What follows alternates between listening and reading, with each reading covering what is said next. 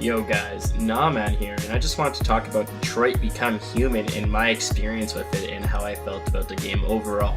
This is a small disclaimer. I'm just going to mention right now that I actually did not touch a single PS4 controller during the entire playthrough. I actually just watched the game on stream because it's kind of like Heavy Rain, so I might be making comparisons to that game and sometimes not, but these are my impressions.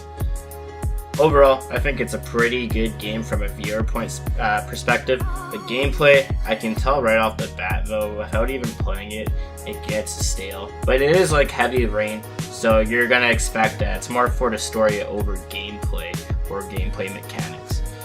So for this video, I'm gonna be focusing on the storyboard and the visuals only for this game, and a tiny bit on the music, because it just wasn't that much in the game, or it wasn't noticeable in my opinion.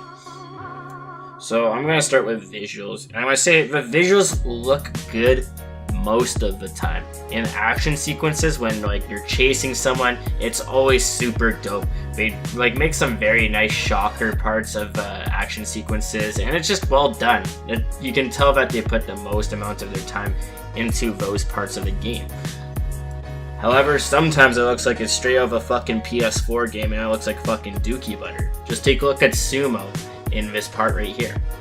And since it's a game focused mainly like a movie, I would expect that the animations for someone talking would be much better. But in this game, it seemed like they're off sometimes too. You know, a lot of games have that issue even at AAA point standards.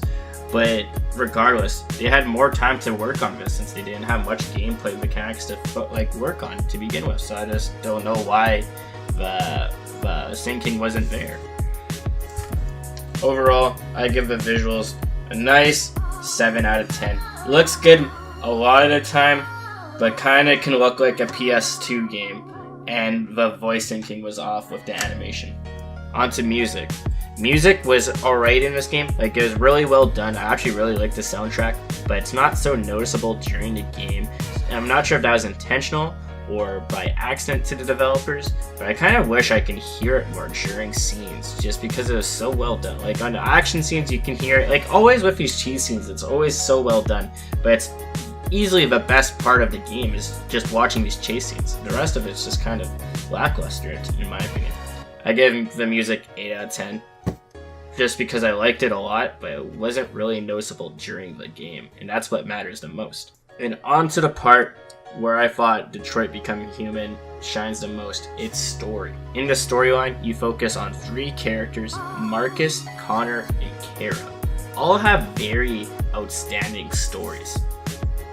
Except for Connor's, unfortunately. Connor's shapes out to be a really good story, but at the beginning and mid-story parts, it's so repetitive. Like, even like gameplay wise, yeah, you're gonna get the same kind of thing here and there because it is, you know, a story based game.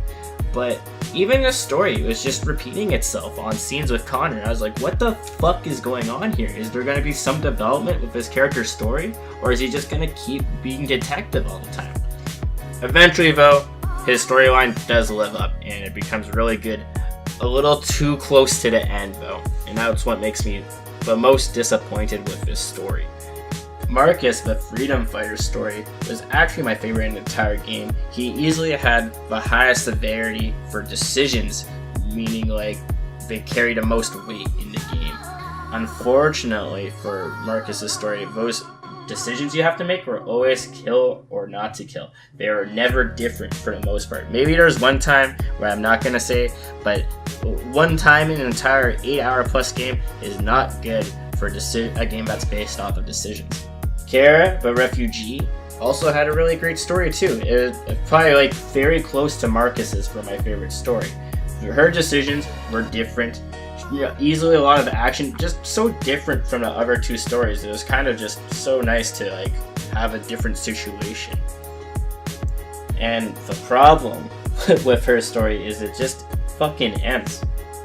Like, not in a bad way, like she dies or anything. I'm not sure if she actually does die in one of the storylines, but it just ends. Like, you think the game's gonna keep going, boom. Game's actually just fucking done after her story. And it just ends so abruptly. It makes no sense to me why they wouldn't continue, show a little bit of like the outcome of your decisions. It's just so sudden. Another thing I would like to add to all 3 stories is that you would think you're playing these 3 characters, eventually their storylines are going to line up, and they do.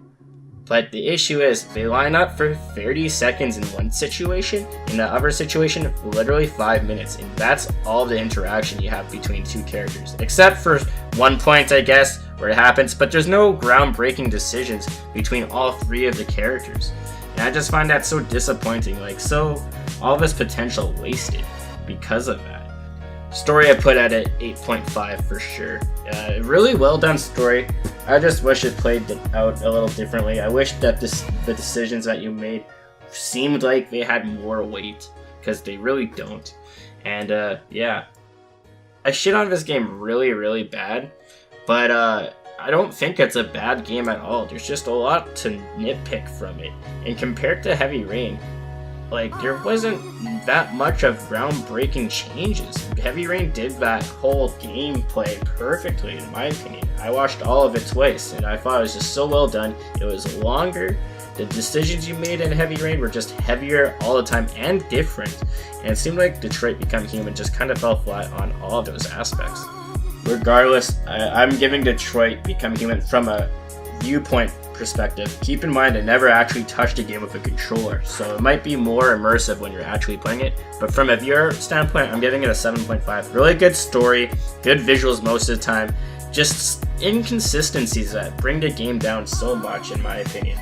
I wish it was a lot more than it was. Maybe I was hyping it up, because I've been following the game for months. And when I watched it, I was kind of disappointed at them. It did not make me happy. I was like hoping for more. It seemed like they were gonna bring more. And then, like I said, just fucking stops. Done. Game's over. I hope you guys like this quick review. You know, if you like this video, please give us a fucking dingling. And I hope to see you guys around. Peace out.